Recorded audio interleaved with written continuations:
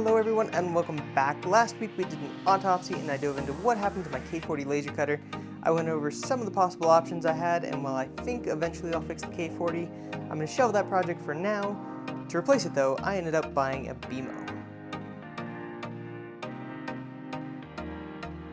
So today we're going to cover the unboxing, setup, test cuts, and my initial impressions of the unit.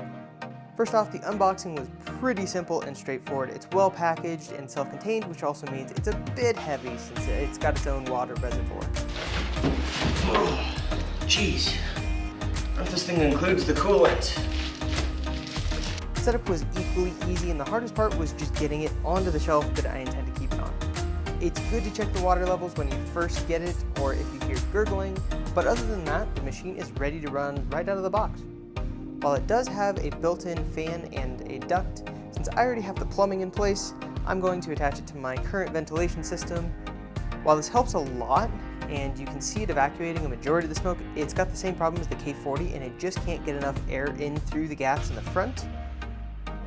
So it can't quite contain all the vapors, and you do get some leakage out of the box, so this area kind of stinks, and the exhaust kind of stinks.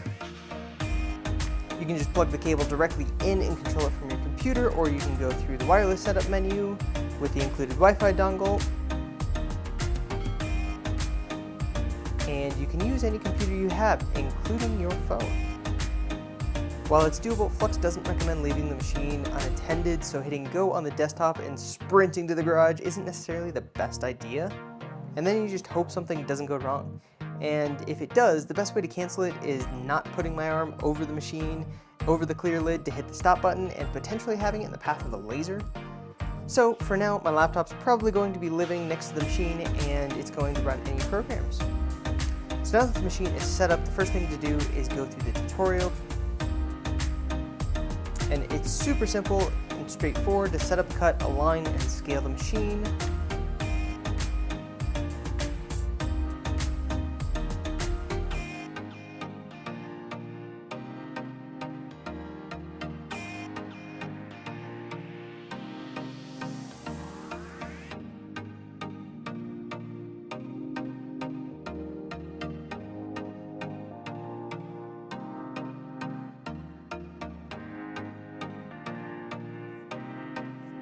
So now that it's all set up, I'm going to grab the actual material I plan to use for the cockpit, and we'll do some test panels.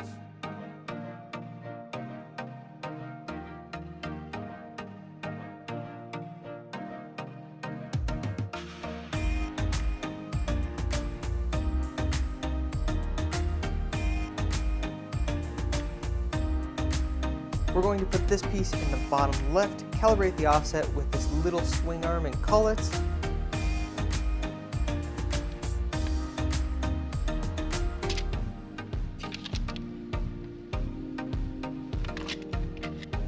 This thing has a camera, and in theory it's supposed to be pretty accurate, so we're going to test that. The camera has a blind spot along the top, so I'm going to put this piece in the bottom left corner, and we'll use it as our square repeatable alignment position, and it can cut everything in the wavy area plus a little bit more, so we should be good to go here.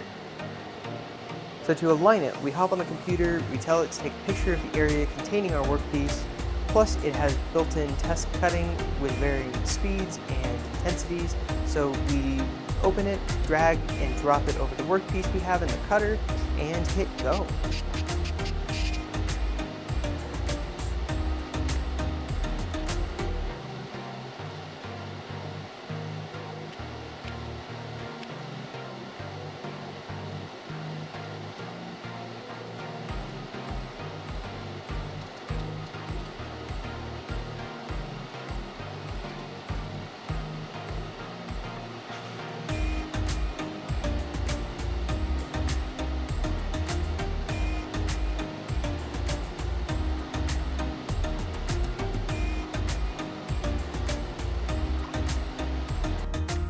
Now the test takes about 10 minutes, but when it's done, you have a nice piece with all these markers to help you decide how to cut your material without ever over or undercutting it. And I find the cooler and the faster you go, the more accurate your part is, and it also reduces cycle time. And depending on the material, running a cut twice can be better than doing it all at once, but now that the first test panel is done, all that's left is to repeat this for all the other panels that I intend to use.